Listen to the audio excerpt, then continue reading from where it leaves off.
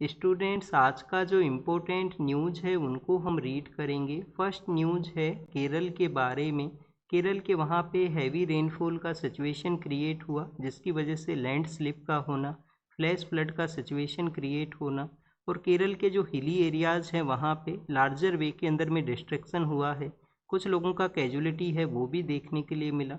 हमारे यूपीएससी के एग्ज़ाम से रिलेटेड क्या बेसिक इन्फॉर्मेशन आपको पता होना चाहिए। स्टूडेंट्स, हमने यहाँ पे लैंड स्लिप के बारे में रीड किया है। तो हमारी कंट्री के अंदर में कितना % ऑफ एरिया है जिसको कि हम लैंडस्लाइड प्रोन के रूप से काउंट किया करते हैं। इस डाटा को आप यूज कर सकते हो। जीएस पेपर 3rd है हमारे मेंस का, उसके अंदर आप देखिए कि डिजास्टर से रिलेटेड जो क्वेश्चन है वो आपसे पूछे जाते हैं, सिलेबस के अंदर भी मेंशन है। तो वहाँ पे अगर कोई लैंडस्लाइड से रिलेटेड क्वेश्चन पूछा जाए तो वहाँ पे इस डाटा को आप यूज कर सकते हो। नेशनल डिजास्टर मैनेजमेंट अथॉरिटी का जो डाटा है वो मेंशन करता है कि कंट्री के अंदर में 12.6% का जो एरिया है वो डिजास्टर यहाँ पे लैंडस्लाइड प्रोन है, कि वहाँ पे लैंडस्लाइड का जो इंसिडेंट है वो हो सकता है। कंट्री के अंदर में ये जो एरिया है वो कहाँ पे सिचुएटेड है, तो आप देखिए कि मैक्सिमम जो 3 एरियाज हैं वो लैंडस्लाइड प्रोन के रूप से काउंट हुआ करते हैं। हमारे नॉर्दर्न पार्ट के अंदर में जो हिमालयन स्टेट्स हैं वहाँ पे जो हैवी रेनफॉल के दौरान में लैंडस्लाइड का जो इंसिडेंट है वो आपको देखने के लिए मिलेगा। हमारे जो नॉर्थ ईस्ट के जो स्टेट्स है वहाँ पे भी इसी तरीके का सिचुएशन है। और स्टूडेंट्स, वेस्टर्न घाट के जो एरिया हैं, वेस्टर्न घाट के अंदर में आप देखिए कि केरल के वहाँ पे ही 2 ईयर बैक के अंदर में वायनाड में एक लार्जर लेवल के ऊपर लैंडस्लाइड का इंसिडेंट हुआ था, जिसमें काफ़ी कुछ जो डिस्ट्रक्शन है वो देखने के लिए मिला था। तो 2 ईयर बैक है केरल के ही एरिया में लैंडस्लाइड का इंसिडेंट हो चुका है। कुछ दिनों पहले भी आप देखिए कि जो लैंड स्लिप का एक न्यूज़ हमने रीड किया था, एक टनल कंस्ट्रक्शन के दौरान में केरल के वहाँ पे एक टनल का कंस्ट्रक्शन किया जाना था और उससे जो मड निकला उसको उसी एरिया के अंदर में लगा दिया गया। हैवी रेनफॉल जब वहाँ पे हुआ तो मड के अंदर में मूवमेंट हुआ, वहाँ पे भी 1 या 2 कैजुअलिटी हैं वो हुई थी। तो इस तरीके का सिचुएशन है, क्योंकि वहाँ का जो टोपोग्राफी है हिली टोपोग्राफी के अंदर में काफ़ी कॉमन है कि जो मड है उसका मूवमेंट हो हैवी रेनफॉल के दौरान में।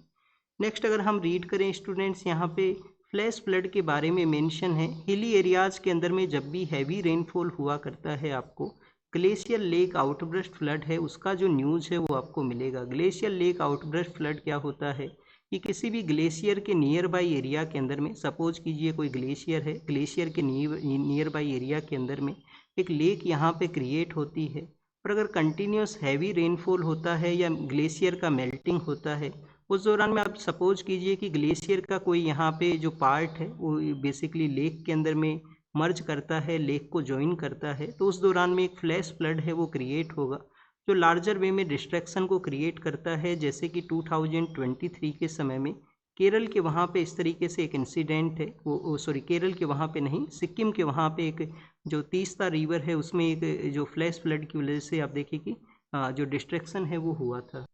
नेक्स्ट आप देखिए कि यहाँ पे वेस्टर्न घाट के बारे में मेंशन किया गया है। वेस्टर्न घाट को प्रोटेक्ट करने के लिए समय समय पे अलग अलग कमेटी हैं वो बनी हैं। पहले वहाँ पे गाडगिल कमेटी है उसको कॉन्स्टिट्यूट किया गया था। गाडगिल कमेटी ने लार्जर पार्ट ऑफ वेस्टर्न घाट है उसको प्रोटेक्टेड एरिया मीन्स कि वहाँ पे इकोलॉजिकल जो एरिया है उसको डिक्लेयर है वो कर दिया था। फिर बाद में एक नया कमेटी बनाया गया कि कस्तूरी रंगन कमेटी है, उन्होंने 37% ऑफ वेस्टर्न घाट का जो एरिया है उसको प्रोटेक्ट करने के लिए कहा गया कि उसको आपको प्रोटेक्ट करना है। अदर पार्ट के अंदर में जो एक्टिविटी है वहाँ पे माइनिंग को कैरी आउट करना है, कोई प्रोजेक्ट के लिए जो कंस्ट्रक्शन करना है, उन सभी को अलाउ किया था कि कस्तूरी रंगन कमेटी के द्वारा। तो वेस्टर्न घाट प्रोटेक्शन के लिए कुछ कमेटीज हैं जिनके बारे में भी आपको पता होना चाहिए। वेस्टर्न घाट कौन कौन से स्टेट से निकलता है, तो गुजरात से लेकर और केरल तक इसका कंटिन्यूस एक्सटेंशन है। गुजरात से लेकर केरल तक का जो एरिया है वो इसके अंदर में काउंट किया करते हैं। आप देखिए कि हमारा जो नीलगिरी बायोस्फीयर का जो रिजर्व का एरिया है जिसमें काफ़ी सारे प्रोटेक्टेड एरिया, कुछ तो 5 के आसपास जो नेशनल पार्क हैं, कुछ वहाँ पे जो वाइल्ड लाइफ सेंचुरी हैं वो भी उसका पार्ट आया करते हैं। तो ये जो नीलगिरी बायोस्फीयर रिजर्व है ये वेस्टर्न घाट के एरिया के अंदर में ही आया करता है। वेस्टर्न घाट का लार्जर एरिया वहाँ पे कवर हुआ करता है। तो ये वेस्टर्न घाट के बारे में हमने यहाँ पे रीड किया। नेक्स्ट आपको क्या पता होना चाहिए, नेक्स्ट आपको केरल के बारे में कुछ बेसिक जानकारी है वो यहाँ पे होनी चाहिए। केरल के बारे में क्या बेसिक जानकारी आपको हो सकती हैं। फर्स्ट ऑफ ऑल आप देखिए कि केरल के वहाँ पे आप काफ़ी सारी जो सिटीज़ है उनके नेम को अगर आपको रीड करोगे तो आपको उनका जो नेम है वो के साथ में देखने के लिए मिलेगा, जैसे कि वहाँ पे कोझिकोड का एरिया है, कासरगोड का एरिया है, कोट्टायम का एरिया है, कोल्लम का एरिया वहाँ पे सिचुएटेड है। और उसी के अंदर में आप देखिए कि वहाँ पे एक नेहरू ट्रॉफ़ी, जो बोट रेस के रिगार्डिंग में एक नेहरू ट्रॉफ़ी है, वो भी वहाँ पे ऑर्गेनाइज होती है कि वहाँ पे स्नेक काइंड ऑफ बोट हैं, उनको कंस्ट्रक्ट किया जाता है। इस लार्जर वे के अंदर में आपको इस तरीके से बोट आपको मिलेगा, जिनका जो शेप है वो स्नेक की तरह हुआ करता है। काफ़ी सारे लोग उसमें उस बोट रेस के अंदर में पार्टिसिपेट करते हैं और उसके लिए एक ट्रॉफ़ी होती है जिसको कि नेहरू ट्रॉफ़ी है, उसका नेम दिया गया है। ये एनसीईआरटी का जो ज्योग्राफी का बुक है 11th या 12th का, उसके अंदर में नेहरू ट्रॉफ़ी के बारे में मेंशन है, वो किया गया है। नेक्स्ट आप देखिए कि केरल में हमने काफ़ी सारी सिटीज़ हैं, उनका नाम यहाँ पे के नाम से वहाँ पे देखा है। इसमें आप देखिए कि 2 सिटी आपको इम्पोर्टेंटली पता होना चाहिए। एक तो आपको यहाँ पे कोझिकोड के बारे में जानकारी होना चाहिए। यूनेस्को का जो क्रिएटिव सिटीज़ नेटवर्क है, यूनेस्को का एक क्रिएटिव सिटीज़ नेटवर्क है, जिसमें कुछ क्रिएटिविटी के एरिया हैं जो किसी भी सिटी के अंदर में अगर होता है तो उनको एज ए क्रिएटिव सिटी के रूप से डेजिग्नेट किया जाता है। इसमें एक कैटेगरी है लिटरेचर का, इसमें एक कैटेगरी किसका है, लिटरेचर का। और इंडिया के अंदर में फर्स्ट जो लिटरेचर सिटी है वो आप देखिए कि कोझिकोड को वहाँ पे शामिल किया गया है, जो कि केरल के वहाँ पे सिचुएटेड है। जो कोझिकोड का जो सिटी है उसको basically as a literature city के रूप से शामिल किया गया। रिसेंटली कौन सा सिटी शामिल हुआ है इस क्रिएटिव सिटी नेटवर्क के अंदर में, लखनऊ वहाँ पे शामिल हुआ है। और लखनऊ जो है वो किस कैटेगरी में हुआ है, गैस्ट्रोनॉमी का जो कैटेगरी है उसके अंदर में। एक केरल के वहाँ पे एक सिटी है, एक स्मॉलर टाउन है, उसका नाम है कोट्टायम। कोट्टायम किसकी वजह से आपको पता होना चाहिए, कोट्टायम आपको ये पता होना चाहिए कि जो रबर है, रबर जो बनता है, जो केरल में भी काफ़ी एरिया में प्रोड्यूस होता है, तो रबर का जो बोर्ड है, रबर बोर्ड का जो हेडक्वार्टर है वो कहाँ पे है, कोट्टायम के वहाँ पे है। यूपीएससी ने लास्ट टाइम आप देखिए कि टी के बारे में ऐसा सवाल पूछा था कि टी का जो बोर्ड है वो कहाँ पे है, क्या टी बोर्ड का कोई आउटसाइड भी ऑफिस है क्या, इंडिया से बाहर भी उसका ऑफिस है क्या। तो 3 एरियाज़ में उसका ऑफिस होता है, एक दुबई के वहाँ पे है, एक रसिया के वहाँ पे है, और एक आप देखिए कि लंदन के अंदर में सिचुएटेड है। तो ऐसे 3 एरिया हैं जिसमें ओवरसीज उनके ऑफिस हैं वो भी सिचुएटेड हैं आउटसाइड इंडिया के अंदर में। तो ये 2 इम्पोर्टेंट जो सिटी हैं वो भी आपको पता होना चाहिए। नेक्स्ट आप देखिए कि इंडिपेंडेंस से पहले या स्टेट रीऑर्गेनाइजेशन एक्ट से पहले जो केरल का जो नेम है वो क्या हुआ करता था, या किसी किंगडम एरिया को वहाँ पे ज्वाइन किया गया था क्या। तो इनिशियली जब इंडियन यूनियन को केरल जो ज्वाइन करता है वो त्रावणकोर कोचीन के नाम से ज्वाइन किया गया, बट 1956 में जब स्टेट रीऑर्गेनाइजेशन एक्ट आया तो इसका जो नेमिंग है वो केरल वहाँ पे किया जाता है। नेक्स्ट जो न्यूज़ है वो कावेरी रिवर के बारे में है। आप देखिए कि कावेरी रिवर का जब हम पार्टीज के बारे में देखते हैं तो केरल भी वहाँ पे उसका पार्टी है, क्योंकि कुछ ऐसा ट्राइब्यूटरी है कावेरी रिवर का जो केरल के वहाँ से उसको फ्लो किया करती हैं। कावेरी का रिसेंटली जो सिचुएशन है वो क्या हुआ था, कावेरी वाटर मैनेजमेंट अथॉरिटी और इनका जो टेक्निकल टीम है, जो कमेटी है कावेरी वाटर के रिगार्डिंग में, उन्होंने आप देखिए कि एक डायरेक्शन इशू किया था कि कर्नाटका को कुछ वाटर रिलीज करना है तमिलनाडु के वहाँ पे, क्योंकि तमिलनाडु के जो रिजर्वोयर्स हैं उनमें जिस कैपेसिटी में पानी होना चाहिए उस तरीके से नहीं है, और वहाँ पे बारिश भी है वो काफ़ी दिनों के बाद में होगा, क्योंकि तमिलनाडु का काफ़ी ऐसा एरिया है जिसमें नॉर्थ ईस्ट मानसून से बारिश होता है जो अक्टूबर नवंबर के समय में हुआ करती है, और कुछ एरिया के अंदर में आप देखिए कि साउथ वेस्ट मानसून से हुआ करता है। अभी जो हैवी रेनफॉल होने की वजह से कुछ वहाँ पे जो सिचुएशन है वो लिटिल बिट रिलैक्स है वो हुआ है। तो ये कावेरी रिवर के बारे में मेंशन कल के न्यूज़पेपर के में हमने जो कावेरी वाटर मैनेजमेंट अथॉरिटी है उसके बारे में देखा है, जो inter state water dispute act है 1956 का, उसी के थ्रू इस स्टैट्यूटरी बॉडी को क्रिएट किया गया। कावेरी डिस्प्यूट का जो जजमेंट आया था सुप्रीम कोर्ट का, उसको समय समय पे मॉनिटर करने के लिए स्टैट्यूटरी बॉडी है वो वहाँ पे सेटअप है वो हुआ है। कावेरी का जो ट्राइब्यूटरी है वो हम रीड कर चुके हैं, ओरिजिन के बारे में रीड कर चुके हैं कि कर्नाटका के वहाँ पे ताल कावेरी नाम की जगह है ब्रह्मगिरी हिल्स के अंदर में, जो वेस्टर्न घाट का पार्ट है, वहाँ से कावेरी रिवर ओरिजिनेट करती है। और पुहार नाम की एक जगह है जो आप अर्ली चोलाज के समय में उनका एक पोर्ट सिटी के बारे में रीड करते हो, पुहार, वहाँ पे अपना अपना जो वाटर है उसको ड्रेन करता है ये बे ऑफ बंगाल के अंदर में। हमारा जो पेनिनसुलर इंडिया है, पेनिनसुलर इंडिया के अंदर में मैक्सिमम जो रिवर हैं वो आप देखिए कि सभी रिवर नहीं है, मैक्सिमम है। मैक्सिमम रिवर ओरिजिनेट करती हैं वेस्टर्न पार्ट ऑफ इंडिया से, और उनका जो फ्लो है वो आपको ईस्टर्न पार्ट ऑफ इंडिया के लिए मिलेगा। ये सिचुएशन क्यों होती हैं? क्योंकि पेनिनसुलर इंडिया के अंदर में लिटिल बिट टिल्ट है, और टिल्ट सिचुएशन होने की वजह से आप देखिए कि जो ढलान है वो इस तरीके से है कि जो ईस्टर्न पार्ट के लिए वहाँ से जो रिवर्स हैं वो जाया करती हैं। तो क्या हमारे जो पेनिनसुलर इंडिया में वेस्टर्न फ्लोइंग रिवर्स नहीं है? क्या वेस्टर्न फ्लोइंग रिवर्स भी एग्जिस्ट करती हैं। मंडावी नाम का एक रिवर है जो कि आप देखिए कि महाराष्ट्र, कर्नाटका और गोवा के बिटवीन में उसके वाटर शेयरिंग का एक डिस्प्यूट हुआ करता है, डिफरेंस हुआ करते हैं। इसके अलावा हम जो नॉर्दर्न पार्ट है हमारे पेनिनसुलर इंडिया का, जो गुजरात मध्य प्रदेश का एरिया है, आप देखिए कि इस एरिया के अंदर में भी, जो सेंट्रल पार्ट के एरिया के अंदर में भी कुछ रिवर्स फ्लो करती हैं, जिसमें साबरमती है, माही है, नर्मदा है, ताप्ती है। ये वेस्टर्न फ्लोइंग रिवर्स हुआ करती हैं। वेस्टर्न फ्लोइंग रिवर में एक डिफरेंस क्या है? डिफरेंस ये है कि वो डेल्टा है वो नहीं बनाती हैं, क्योंकि उनका जो कोर्स है वो काफ़ी छोटा होता है।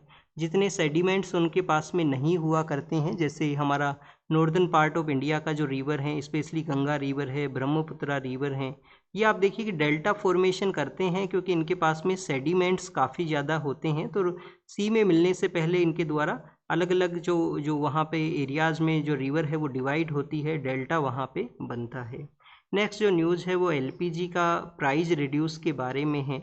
आप देखिए कि वेस्ट एशिया का ये जो सिचुएशन हुआ था, ये जो वहाँ से जो ऑयल एंड गैस का जो सप्लाई हमको होता है उसमें जो डिस्टरबेंस हुआ, इस पीक सिचुएशन को हमारी कंट्री ने टैकल किया है। हमारे पास में इस तरीके से रिजर्व भी नहीं है कि हम वहाँ पे गैस का लंबे समय तक रिजर्व कर सकें, ऑयल का लंबे समय तक हम रिजर्व कर सकें। रिजर्व हमारे पास में सिचुएटेड हैं, बट इस तरीके से नहीं है कि हम 6 मंथ का, 1 ईयर का जो रिजर्व है उसके अंदर में रख सकें।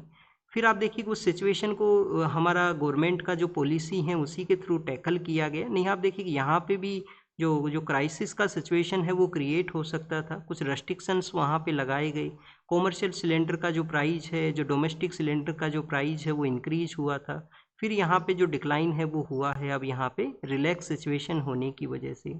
स्टूडेंट्स, काफ़ी बार आप देखिए कि मार्केट में ऐसा कंडीशन होगा, काफ़ी बार मार्केट में ऐसा कंडीशन क्या होगा कि जो ऑयल मार्केटिंग कंपनीज हैं उनको एक एक्स्ट्रा बेनिफिट रिसीव होता है। एक्स्ट्रा बेनिफिट मीन्स कि वहाँ पे जो क्रूड ऑयल आता है उसका प्राइस सडनली आप देखिए कि डिक्लाइन करे, और गवर्नमेंट के द्वारा प्राइस को यहाँ पे ना रिड्यूस किया जाए। इस कंडीशन के अंदर में जो ऑयल मार्केटिंग कंपनी है वो काफ़ी सारा बेनिफिट को गेन करते हैं। तो इस बेनिफिट के रिगार्डिंग में जो गवर्नमेंट है वो एक टैक्स लगाया करती है। उस टैक्स को हम किस नाम से जानते हैं? विंडफॉल टैक्स उसको बोला करते हैं। किस नाम से जानते हैं स्टूडेंट्स? विंडफॉल टैक्स से। कि कोई मार्केट कंडीशन के अकॉर्डिंग में ऑयल मार्केटिंग कंपनीज अगर एक्स्ट्रा गेन करती हैं तो उसको रेगुलेट करने के लिए, कंट्रोल करने के लिए विंडफॉल टैक्स वहाँ पे अप्लाई होता है। नेक्स्ट जो न्यूज़ है वो किसके बारे में है? नेक्स्ट न्यूज़ है पंजाब के पर्सपेक्टिव से। और आप देखिए कि जो हमारा शेड्यूल जो कास्ट आया करती हैं, जिनके पास में लैंड नहीं हुआ करती, उन कम्युनिटीज़ के बारे में, स्पेशली जो दलित कम्युनिटी हैं, हमारे जो एम.के. गांधी हैं वो दलित कम्युनिटीज़ को आप देखिए कि बेसिकली हरिजन टर्म इनके द्वारा यूज किया गया था, एम.के. गांधी के द्वारा। और एम.के. गांधी ने तो आप देखिए हरिजन नाम का एक जो पब्लिकेशन है वो भी स्टार्ट किया था, उसमें वो राइटिंग है वो किया करते थे। और उनका ये जो इफ़र्ट्स है वो किस तरीके से इम्पोर्टेंट है? वो इफ़र्ट्स इस वजह से इम्पोर्टेंट है, वो यूनाइट करने में एक रोल प्ले किया। यूनाइट अगर यहाँ पे जो ब्रिटिश अथॉरिटीज़ भी आप देखिए कि जो शेड्यूल कास्ट हैं उनको अगर सेपरेट इलेक्टोरेट प्रोवाइड करते तो क्या पॉसिबल था क्या इस तरीके से यूनाइट होना? जो कम्युनिटी हमारे यहाँ पे एक डाइवर्स वे के अंदर में एग्जिस्ट करती है, तो डिफरेंसेस क्रिएट हो सकते थे। एम.के. गांधी का वो इनिशिएटिव है जो कि यूनाइट करने में एक रोल है वो प्ले किया है। नेक्स्ट यहाँ पे क्या बताया गया? यहाँ पे यही मेंशन है कि शेड्यूल कास्ट का जो कम्युनिटी है पंजाब में, पंजाब का जो टोटल पॉपुलेशन है उसमें 32% के आसपास जो शेड्यूल कास्ट का कम्युनिटी रहा करती हैं। हमारे कंट्री के किसी भी एक स्टेट के अंदर में इतना नंबर ऑफ परसेंटेज है वो कहीं पे भी एग्जिस्ट नहीं करता, सबसे ज़्यादा पंजाब के अंदर में है। अब पंजाब में है तो वहाँ पे लैंड है क्या? इस कम्युनिटी के जो लोग हैं उनके पास में लार्जर लेवल के ऊपर में ज़मीन का अवेलेबिलिटी नहीं है, ज़मीन का अवेलेबिलिटी नहीं है। तो लोग फिर अपना सोशियो इकोनॉमिक कंडीशन को इम्प्रूव करने के लिए क्या किया करते हैं? एक तो आप देखिए कि जिन लोगों के पास में ज़मीन है वहाँ पे एज ए लेबरर के रूप से काम करना, फिर काफ़ी सारे लोग हैं जो माइग्रेट भी किए थे, काफ़ी सारे ये जो 32% से जो बिलोंग करने वाला जो कम्युनिटी से लोग हैं, वो आप देखिए कि माइग्रेट भी किए थे जो फॉरेन कंट्रीज हैं वहाँ पे, और वहाँ पे उन्होंने वर्क किया, अपना हार्डवर्क से अपना जो कंडीशन है उसको इम्प्रूव है वो किया है। अब यहाँ पे बेसिकली आप देखिए कि एक सेंट हैं जो हम मेडिवल हिस्ट्री के दौरान में भी भक्ति मूवमेंट से रिलेटेड इनको रीड करते हैं। उनका एक जो गुरु घर है, जो गुरुद्वारा है, उसके बारे में यहाँ पे मेंशन किया गया है। सेंट का नाम क्या है? सेंट रविदास है। सेंट रविदास जो बनारस के पास में जगह है उत्तर प्रदेश के, वहाँ पे, वहाँ उनका बर्थ है वो हुआ था, वहाँ पे बर्थ हुआ। शेड्यूल कास्ट कम्युनिटीज के द्वारा उनको वर्शिप किया जाता है, उनका पूजा है वो किया जाता है। उनका आप देखिए कि जब उनका जयंती आया करता है फरवरी के समय में, जनवरी फरवरी के समय में, तो पंजाब से काफ़ी सारे लोग हैं जो बनारस के लिए विजिट किया करते हैं, वहाँ पे वो जाया करते हैं। तो स्टूडेंट्स यहाँ पे ये माइग्रेशन की वजह से उन्होंने अपना जो इम्प्रूव है वो किया है। अब आपको एक इन्फॉर्मेशन यहाँ पे ये होना चाहिए, कभी आप देखिए कि हमारे कंट्री के अंदर में एक ग्राम दान और भूदान नाम से भी एक मूवमेंट चला था। भूदान, भूदान मीन्स क्या है? भूदान का मतलब है कि लैंड है उसका डोनेट करना। लोगों के पास में, जिनके पास में ज़मीन ज़्यादा है, वो अपना ज़मीन डोनेट करें उन कम्युनिटीज़ को जिनके पास में ज़मीन है वो नहीं है। और ग्राम दान का भी चला था कि गांव है वो डोनेट किए जाएं, लार्जर ज़मीन है तो कोई गांव का वहाँ पे डोनेट कर दिया जाए। ये कौन लीडर हुआ करते थे? भूदान और ग्रामदान, जो ये जो मूवमेंट है इसके लीडर कौन हुआ करते थे? विनोबा भावे हैं वो इसके लीडर होते थे। जब हम मॉडर्न इंडियन हिस्ट्री का जो लास्ट पार्ट है, इंडिपेंडेंस से पहले हमारा जो क्विट इंडिया मूवमेंट है उसके आसपास के समय के अंदर में इंडिविजुअल सत्याग्रह है वो किए गए थे। इंडिविजुअल सत्याग्रह आप देखिए कि जो विनोबा भावे हैं उन्होंने भी किया था, और फ्रीडम मूवमेंट के बाद में इस तरीके से उनका रोल रहा था भूदान आंदोलन के थ्रू, जो वॉलंटरी बेसिस पे डोनेशन को प्रमोट करता था, लैंड का डोनेशन, और इस तरीके से कुछ लोगों को ज़मीन है वो भी मिला था वहाँ पे। नेक्स्ट आपको यहाँ पे क्या पता होना चाहिए? यूपीएससी आपसे क्वेश्चन जो संत रविदास हैं उनसे रिलेटेड कैसे पूछ सकता है? यूपीएससी क्वेश्चन ऐसे पूछ सकता है, कुछ पर्सनैलिटीज आपको मेंशन कर दी जाएंगी, जैसे कि आप देखिए कि आपको पर्सनैलिटी मेंशन कर दिया गया कबीर का, कि जो कबीर हैं, कबीर दास हैं, संत रविदास हैं, सेंट रविदास हैं, सेंट रविदास हैं। और स्टूडेंट्स यहाँ पे जो मेंशन कर दिया गया बेसिकली आप देखिए कि कोई अदर पर्सन, कालिदास के बारे में यहाँ पे बता दिया गया। तो इनमें से कौन से ऐसे पर्सन हैं जो कंटेम्प्रेरी हैं एक दूसरे के, कि उनका जो टाइम पीरियड है वो लिटिल बिट मैच करता है? तो संत कबीर और संत रविदास हैं वो यहाँ पे उनका जो टाइम पीरियड है वो मैच करेगा। जो कालिदास हैं वो आपको अर्ली पार्ट ऑफ जो हमारा एंशियंट हिस्ट्री है, एंशियंट हिस्ट्री के पार्ट के अंदर में वो मिला करते हैं। ये मेडिवल हिस्ट्री भक्ति मूवमेंट का जो पार्ट है उसके अंदर में है। संत कबीर के अगर आप टाइम पीरियड को देखोगे तो उनका टाइम पीरियड है 1398 से लेकर 1517 या 16 के आसपास है। संत रविदास का जो टाइम पीरियड है वो है बेसिकली आप देखिए कि 1377 से लेकर 1526 का वो समय है। इस समय में इनका टाइम पीरियड रहा था। इनका एक लाइन है कि मन चंगा तो कठौती में गंगा। मन चंगा मीन्स कि अगर आपका इंटेंशन अगर आपका प्योर है तो वहीं पे ही आप देखिए कि लॉर्ड जो भगवान है वो एग्जिस्ट करता है। तो ये इनका एक लाइन है जो काफ़ी ज़्यादा फेमस है, जो आपको एक नॉर्मल डिस्कशन के अंदर में काफ़ी बार आपको मिलेगा कि आपका अगर इंटेंशन प्योर है तो वहीं पे ही सब कुछ है, और उसी के साथ आप अपना काम है वो कर सकते हो, क्योंकि वहीं पे ही जो भगवान हैं, जो गॉड हैं, उनका आपको जो जो ब्लेसिंग्स हैं वो मिले हुए हैं। नेक्स्ट जो न्यूज़ है वो प्राइम मिनिस्टर के द्वारा एक एयरपोर्ट का इनॉग्रेशन किया जाएगा। अब ये कहाँ पे किया जाएगा? आंध्र प्रदेश के वहाँ पे एक ग्रीनफील्ड एयरपोर्ट है वो बना है भोगापुरम का एरिया के अंदर में। और 2014 में जब आंध्र प्रदेश को डिवाइड किया गया, आंध्र प्रदेश और तेलंगाना, आंध्रा तो स्टेट पहले भी था बट तेलंगाना एक अलग से स्टेट बना, तो उसके बाद में एक फर्स्ट एयरपोर्ट है जिसको ग्रीनफील्ड वे के अंदर में बनाया गया है आंध्र प्रदेश के वहाँ पे भोगापुरम के अंदर में। नाम क्या रखा गया है एयरपोर्ट का? अल्लूरी सीतारामा राजू। तो ये एक इम्पोर्टेंट हमारे फ्रीडम फाइटर हैं, अल्लूरी सीतारामा राजू। ट्राइबल कम्युनिटीज़ को यूनाइट करने के अंदर में इनका एक इम्पोर्टेंट रोल रहा था। मद्रास फॉरेस्ट एक्ट 1882 का, उसके अगेंस्ट में इन्होंने मूवमेंट किया था। इनका जो जो आपको मूवमेंट है जो उसके बारे में पता होना चाहिए, कौन सा मूवमेंट इन्होंने लीड किया था, ये आपको होमवर्क अब दे देते हैं कि कौन सा मूवमेंट है जो अल्लूरी सीतारामा राजू के द्वारा लीड किया गया। और इनको मन्यम वीरुडु के नाम से भी जाना करते हैं। मन्यम वीरुडु क्या होता है? मन्यम का मतलब होता है कि जो वन का एरिया है, जंगल का एरिया है।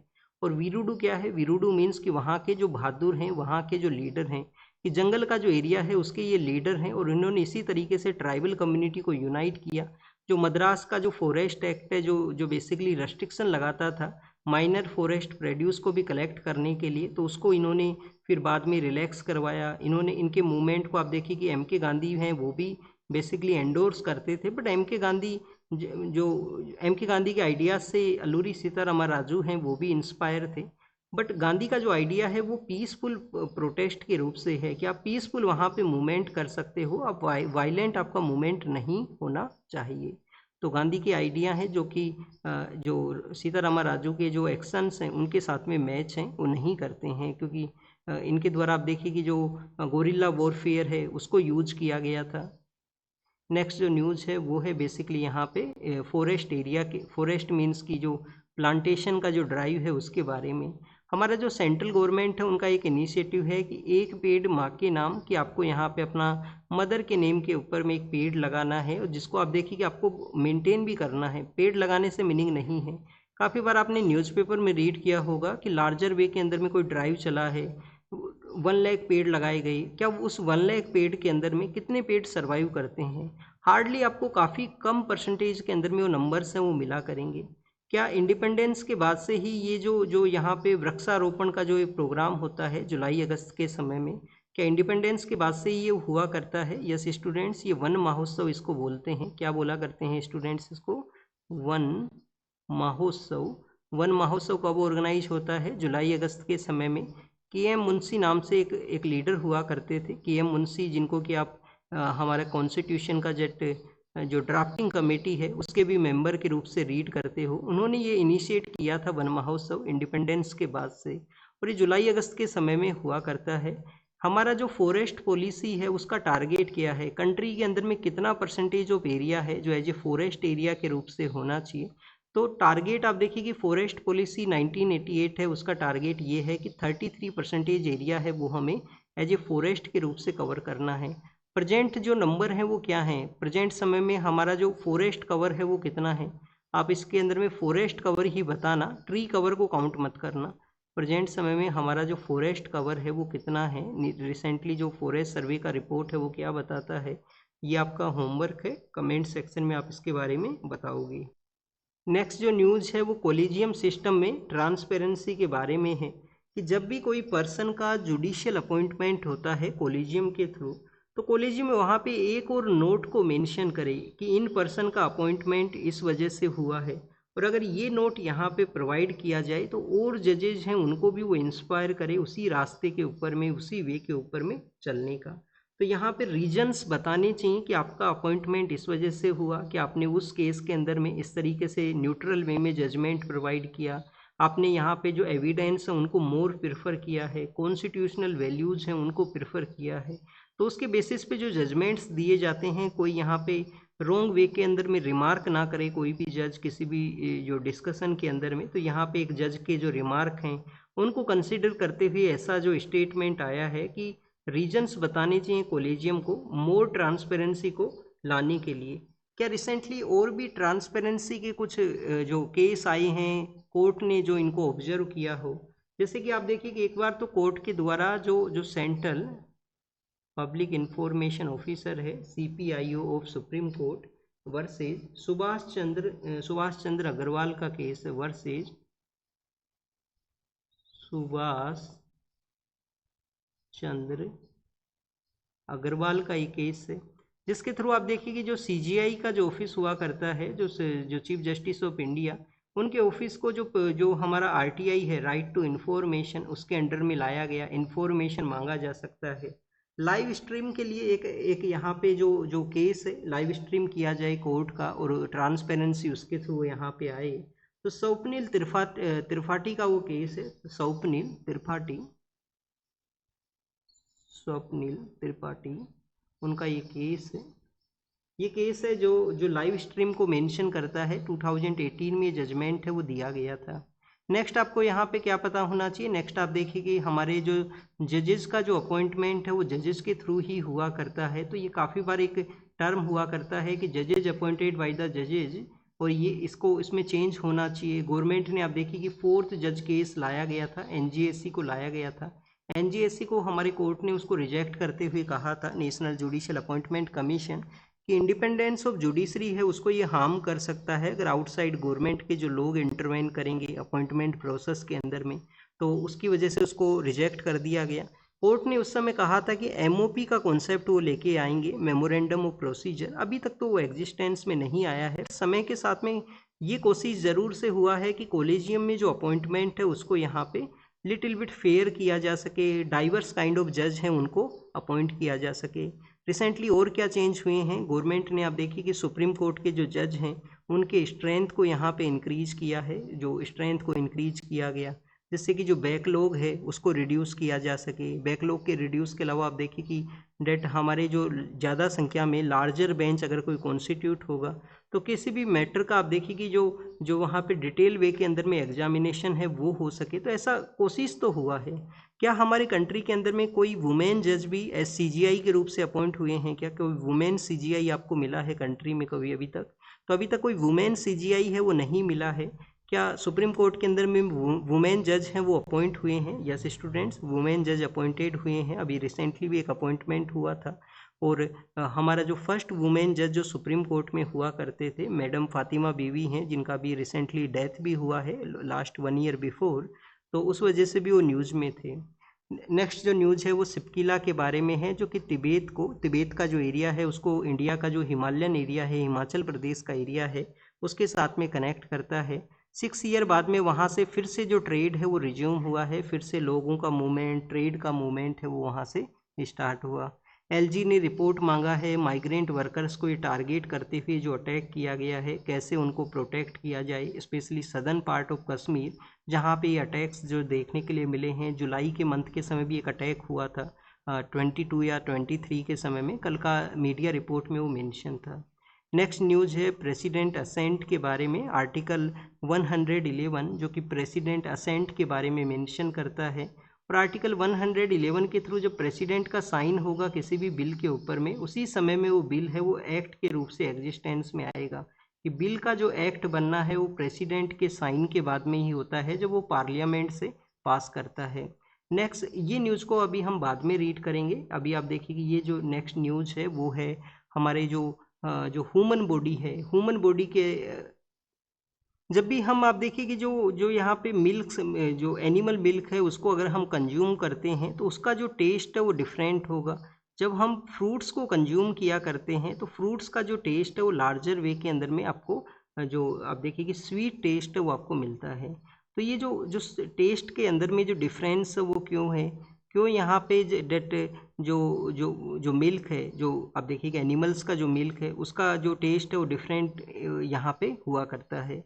तो स्टूडेंट्स इसमें सोडियम के बारे में है कि जो सोडियम जो है, सोडियम का एक रीजन है कि सोल्ट का यूज किया जाता है बॉडी का जो प्रोसेस है उसके लिए, तो सोडियम का यूज है। इस वजह से इस तरीके से जो मिल्क प्रोडक्ट हैं उनका जो टेस्ट है वो डिफरेंट आया करता है।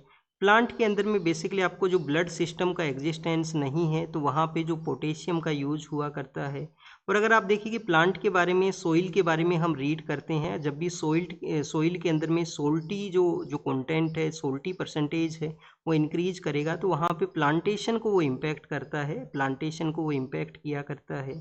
तो ये बेसिकली जो सोडियम एंड पोटेशियम के बारे में है कि प्लांट बेस्ड फूड के अंदर में पोटेशियम हुआ करता है उनके प्रोसेस के लिए, और जो एनिमल का जो प्रोसेस है उसके अंदर में सोडियम का प्रेजेंस होता है जो ब्लड प्रोसेस के लिए, बॉडी सिस्टम के लिए काम किया करता है।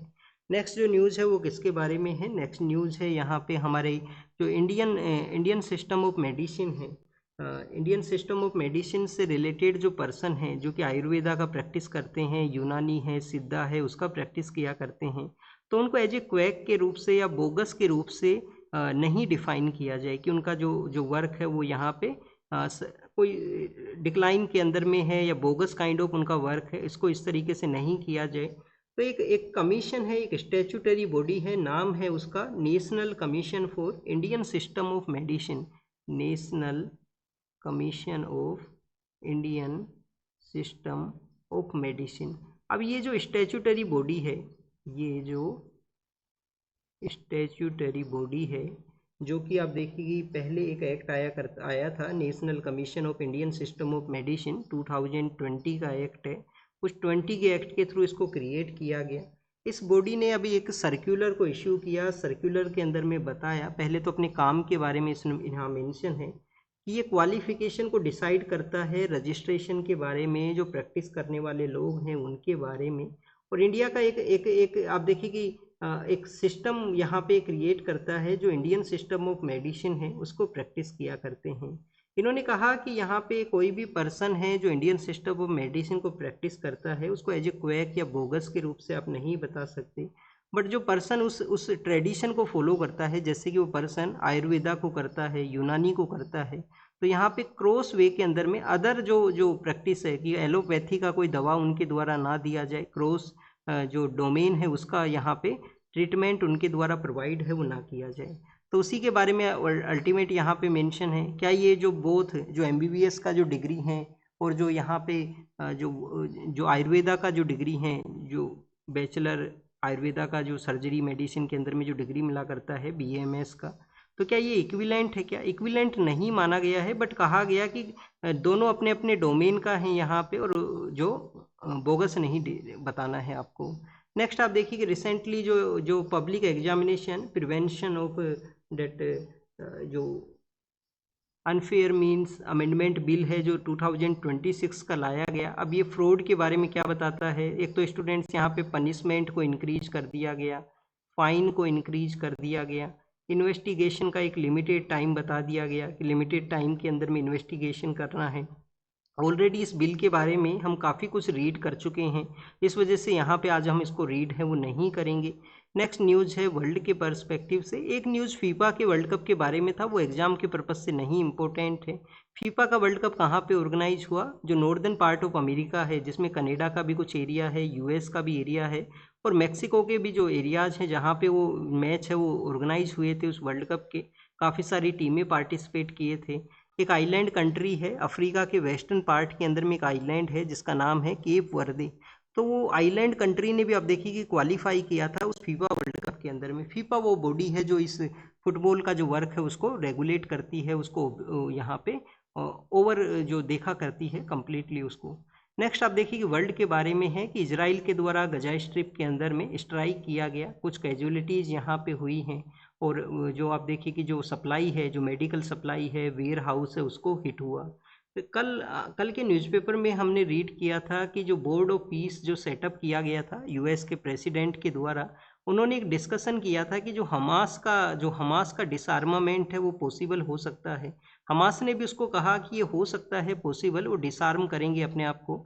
बट एक कंडीशन उन्होंने बताया कि जो गजा स्ट्रिप का एरिया है, जिसमें 60% एरिया जो इजरायली डिफेंस फोर्सेज के कंट्रोल के अंदर में है, वहाँ से जो इजरायली डिफेंस फोर्सेज हैं वो विड्रोवल करे। क्या इजराइल ने भी उस डील को माना था? इजराइल के मिनिस्टर ने डिनाई किया था, और अब उन्होंने फिर से अटैक है वो किया है। तो डिसआर्मामेंट इस वजह से पॉसिबल नहीं है कि जब बोथ पार्टी जो उस पॉइंट को एग्री अगर नहीं करते हैं तो पॉसिबिलिटी के होने के चांसेस काफ़ी कम हैं। होतीज ने कहा है कि उनका कोई इस तरीके का जो प्लान है वो नहीं है कि वो फ़ी का यहाँ पे चार्ज करेंगे कि रेड सी बेबल मंदाब के एरिया से पास होने वाला जो सिप है उसको वो यहाँ पे टारगेट करेंगे। इथोपिया जो हॉर्न ऑफ अफ्रीका के वहाँ पे सिचुएटेड ये कंट्री है। क्या इथोपिया एक लैंडलॉक नेशन है? यस स्टूडेंट्स, इथोपिया एक लैंडलॉक नेशन है। अभी इथोपिया रिसेंटली ब्रिक्स का भी मेंबर बना है। और आप देखिए कि इथोपिया के अंदर में एक रीजन है टिग्रे का रीजन, वहाँ पे कुछ रेबल्स रहा करते हैं, ये नॉर्थ पार्ट के अंदर में है। वहाँ पे रेबल ग्रुप्स के साथ में और इथोपिया का जो आर्मी है उनमें क्लैश हुआ है, तो उसके टेंशन को यहाँ पे बताया गया। नवंबर दिसंबर के समय हमारे पॉलिटिकल लीडर भी इथोपिया के विजिट के लिए गए थे। और इथोपिया आपको किस वजह से पता होना चाहिए, अफ्रीकन यूनियन एक ऑर्गेनाइजेशन है अफ्रीकन कंट्रीज का, उसके बारे में जब आप रीड करोगे तो इसका जो हेडक्वार्टर है वो कहाँ पे है? इथोपिया का जो कैपिटल सिटी है, जो वहाँ पे एक बड़ा सिटी है एडिस अबाबा, वहाँ पे वो सिचुएटेड है। नेक्स्ट जो न्यूज़ है वो किसके बारे में है? नेक्स्ट न्यूज़ है एक जो क्लाइंबर हैं, माउंटेन क्लाइंबर थे, अभी उनका जो कैजुअलिटी के बारे में है। पाकिस्तान के वहाँ पे गए थे, एवलांच का सिचुएशन हुआ, उसमें उनका कैजुअलिटी हुआ है। स्पेन के द्वारा स्पेन का जो एनक्लेव है नॉर्दर्न पार्ट ऑफ अफ्रीका के अंदर में, वहाँ उन्होंने, आप देखिए कि इस एनक्लेव के ऊपर में जो फेंसिंग किया गया है उसको कुछ कंट्रोल किया है कि वहाँ पे माइग्रेशन ना हो। और ह्यूमन ट्रैफिकिंग का जो एक इमरजेंसी वहाँ पे हुआ था, जो मैसेज जो हुआ था, उसकी वजह से 50,000 60,000 के आसपास जो लोग हैं इस एनक्लेव के अंदर में आ गए थे। स्पेन के कुछ एनक्लेव हैं जो नॉर्दर्न पार्ट ऑफ अफ्रीका, जो मोरक्को का एरिया है, वहाँ पे ही सिचुएटेड हैं, जो स्पेन के कंट्रोल में आते हैं, स्पेन का जो जो डोमेन है उसमें आया करते हैं। रसिया के द्वारा अटैक किया गया है। यूक्रेन ने डिमांड किया है कि जो यूएस का यहाँ पे जो मिसाइल डिफेंस सिस्टम है पेट्रोइट, उसके बारे में उन्होंने अपील किया। पेट्रोइट अभी यूएस क्यों डिप्लॉय नहीं कर पाता, क्योंकि यूएस को खुद को, आप देखिए कि ईरान से डील करने के लिए उसका ज़्यादा रिक्वायरमेंट है यहाँ पे, तो इस वजह से उसका डिले हुआ है। यूक्रेन ने अपील किया है कि इसको पेट्रोइट मिसाइल सिस्टम को उनको डिप्लॉय किया जाए। वेस्ट एशिया के बारे में बताया गया, एग्जाम के पर्पज़ से नहीं इम्पोर्टेंट है। फिर पैक्स सिलिका नाम का एक यूएस का इनिशिएटिव है जो क्रिटिकल मिनरल्स का जो सप्लाई है वो रेगुलर बेसिस के ऊपर में हो सके। तो पैक्स सिलिका के बारे में बांग्लादेश इसको ज्वाइन करे, ऐसा यूएस के जो जो डिप्लोमेट वहाँ पे गए थे उन्होंने कहा है बांग्लादेश को। बेसिकली पहले आप देखिए कि बांग्लादेश का जो फॉर्मर जो पॉलिटिकल लीडर है उन्होंने एक एलिगेशंस भी लगाए थे कि बांग्लादेश का एक आइलैंड है सेंट मार्टिन आइलैंड, जिसको यूएस लेना चाहता है, जो बे ऑफ बंगाल में सिचुएटेड है, और उन्होंने उसको डिनाई किया। इस वजह से यूएस ने इंटरवेन किया उनके अफेयर्स में और वहाँ पे एक मूवमेंट को उन्होंने सपोर्ट किया, और उसके बाद से उनका गवर्नमेंट चला गया, जो जो स्टूडेंट्स का एक मूवमेंट हुआ था। तो अब यूएस ने अपने रिलेशंस को इंक्रीज किया है, बूस्ट किया है। क्यों चाहेगा यूएस बे ऑफ बंगाल के अंदर में अपना प्रेजेंस होना? वो इस वजह से चाहेगा, एक तो आप देखिए कि इंडिया जो है वो इमर्जिंग इकोनॉमी है, इंडिया को भी काउंटर किया जा सके। चाइना का भी जो डोमिनेंस इंक्रीज हुआ है बे ऑफ बंगाल में, चाहे म्यांमार के वहाँ पे हो, बांग्लादेश के वहाँ पे हो, अदर कंट्रीज हैं वहाँ पे हो, तो उनको डील किया जा सके। तो जो कोई भी ग्लोबल पावर है वो चाहेगा कि वो सभी कंट्रीज को इस तरीके से रेगुलेट कर सके, कंट्रोल कर सके। तो ये भी एक चांसेज हो सकते हैं बे ऑफ बंगाल में उनके प्रेजेंस के। फिर आप देखिए कि साउथ चाइना सी के बारे में है, चाइना ने ड्रिल किया है डिस्प्यूटेड जो सोल का एरिया है, स्कोर बॉक्स सोल उसको बोला करते हैं, वहाँ पे उन्होंने ड्रिल किया है। और ये जो मोरक्को का जो एरिया है, मोरक्को से आप देखिए कि जो जो स्पेन का जो टेरिटरी है, जो एनक्लेव है, जिसको कि सियोटा के नाम से जानते हैं, वहाँ पे जो गए हैं लोग, जैसे इसमें दिखाया गया है, ये इतना संख्या में लोग गए, तो उसका फोटो के थ्रू बताया गया। संडे का न्यूज़पेपर में द हिंदू इसी तरीके से फोटो के थ्रू को न्यूज़ को मेंशन करता है। This is all the information related to the today's newspaper. जो भी इंफॉर्मेशन आपको मिला है उसको नोट डाउन जरूर से करना, और स्टूडेंट्स होमवर्क जो दिया गया है उसमें पार्टिसिपेट करना, कमेंट सेक्शन में बताना उसके बारे में आप यहाँ पे। तो thank you students, thank you very much.